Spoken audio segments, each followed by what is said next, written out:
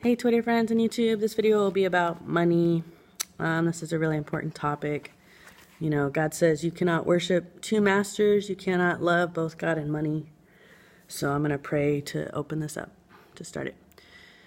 Dear God, I pray that this video would be anointed and blessed. And I pray that you will help us all to not worship money more than you. Help us to keep a balanced perspective about money. Help us to be wise with our money. And help us to know what to do whenever we do have money. In Jesus' name, amen. All right, so here's some great verses about money. The Lord is my shepherd, I shall not be in want. That's really good. There's a verse in Psalms it says something like, you will never see the children of the righteous begging for bread. Or you will never see the righteous begging for bread, because God provides all our needs. But there's a difference between him providing all our needs and all our wants. You know, in the Lord's Prayer, Jesus says, give us this day our daily bread. So, you know, we shouldn't necessarily be asking God for like $1 million or a get rich quick kind of a thing, because that probably isn't what he wants for us. He does want to meet our needs. He wants us to have shelter and food and a minimal amount of clothing. But, you know, he doesn't want us to have an excessive amount. There's a good verse in Proverbs that says something like, you know, God, don't give me too much that I will forget you, but give me enough so that I am not tempted to steal, you know, or I'm not in poverty. So that's a really good passage. I'm not sure exactly where it is, but you can Google that, you know, God, don't give me so much that I'll forget you. So that's why God doesn't give us more money than he does. Also, probably because he wants our hearts and he doesn't want money to have our hearts. That's really important. Jesus said no one can serve two masters. Either he will hate the one and love the other, or he will be devoted to the one and despise the other. You cannot serve both God and money. Why is that? A deeper thought on that is that either we depend on God to provide our needs, or we depend on money to provide our needs. Money is just a tool that God uses, but it is not the end thing in and of itself. You know, I guess it can be easy for people to worship money because it can bring great happiness. Like if you get to go on a cruise with money, or I don't know, you get to go on a road trip, or, you know, some kind of traveling to another country, or you get to buy a table that you always wanted, or a car. But that's not the ultimate thing in life, and that shouldn't be our ultimate goal. Our ultimate goal is loving God and loving people and growing God's kingdom. It can be nice to get something new, but anybody who's bought things, you know, the truth shall set you free. You know that when you buy something, you might be excited about it for like a day, probably more like an hour, and then it doesn't really matter anymore, and you're just like, meh, like it's no big deal. So, you know, keep that perspective in mind if you ever go shopping. Also, like if you buy stuff for other people, like Christmas is great and all, but it can be too materialistic, you know, like, yeah, the present you buy for somebody else might make them happy for a little bit, for like a day, but then literally by the next day, they probably won't really care. And that's just like, that's the truth, you know, and people need to see that. But our joy should be in the Lord, not in stuff or in money. This is a good verse. Whoever trusts in his riches will fall, but the righteous will thrive like a green leaf. So there's a contrast there. If you are righteous, you will not trust in your riches. You will trust in God.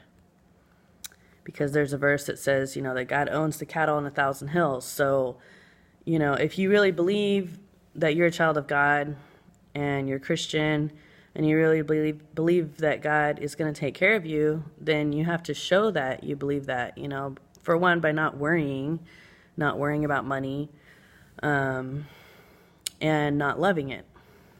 So, and not depending on it too much. We should lean on God, not on money. And this verse has always been one of my favorites. Godliness with contentment is great gain, for we brought nothing into this world, and we can take nothing out of it. Yeah. Godliness with contentment. Contentment is godliness, really, because yeah, I mean, that's really like the greatest gift in life, is just being able to be content.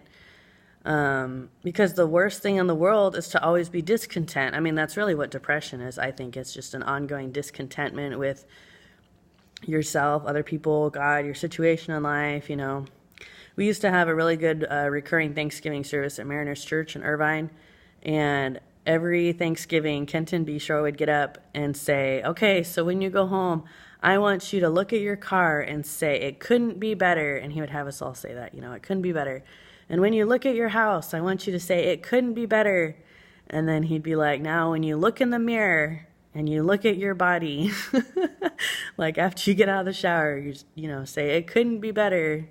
I mean, maybe it could be. Maybe you should eat less food. But anyways, like the point is, like, we should just be content with everything in our lives the way that they are. Like, it's good to try and strive to be better in various ways.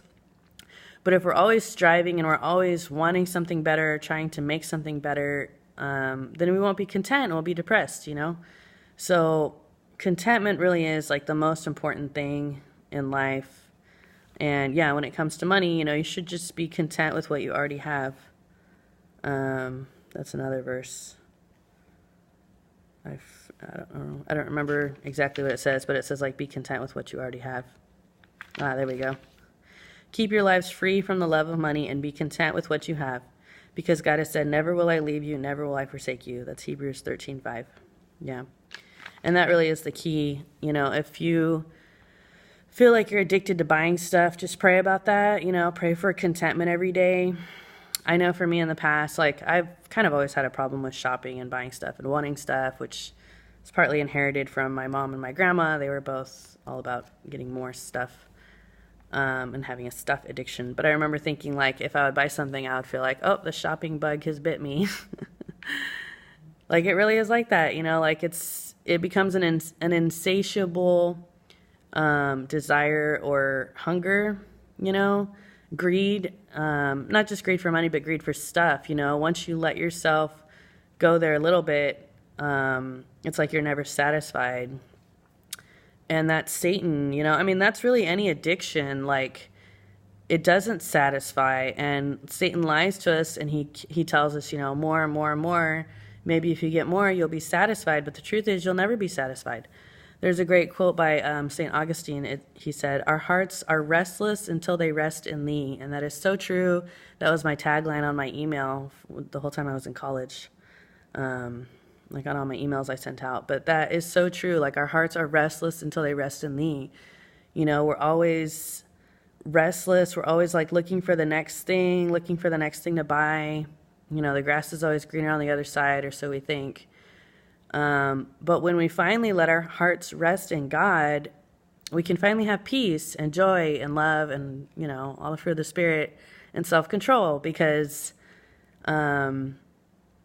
it's like that verse, whoever dwells in the shelter of the Most High will rest in the shadow of the Almighty. Like, when you find your contentment in God, you don't need anything else, theoretically. I mean, obviously you still need food and some friends, but theoretically, like, you have to find your contentment in God, not in money, not in stuff, not in popularity. Like, for me, it is pretty exciting, though, on Twitter when my videos get a lot of views. Like, that's pretty cool. But, when it doesn't happen, I'm okay with that too. But thank you, Twitter, for whenever you make my videos be seen by more people. It's very exciting.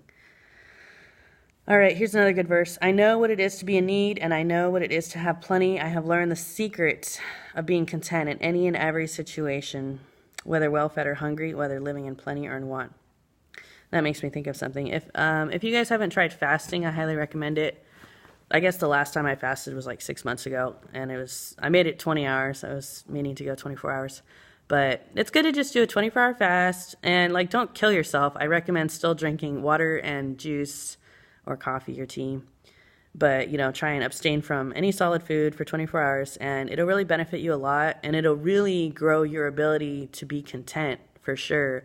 Like, if you're feeling discontent with your life, that will fix it. And like, literally in 24 hours, if you go without food, because after that period, you appreciate just something simple like food, like getting to eat food. You're like, oh my gosh, this is such an awesome privilege. and you appreciate it so much more, you know? Like they say, absence makes the heart grow fonder. Absence from anything makes you appreciate it more, you know? Absence from food, and then you appreciate it more. So, yeah. So if you struggle with greed or money or shopping or overeating or, you know, any kind of addiction, I recommend trying fasting for 24 hours. You'll be really glad you did, and you'll grow stronger, and your confidence will increase because, I mean, it's kind of like climbing a mountain, really. Like, it really is. And it's really hard in our modern world to fast for 24 hours because there's food all around us. There's fast food, we have snacks galore at home, but it's a really good discipline to practice, you know, if you struggle with discontentment or greed. So I recommend that you all do that. And I pray that you liked this video and that you learned something. And I pray that God will bless you with the gift of contentment, because that is the best gift that you can possibly ever have. For real. God loves you all. God bless.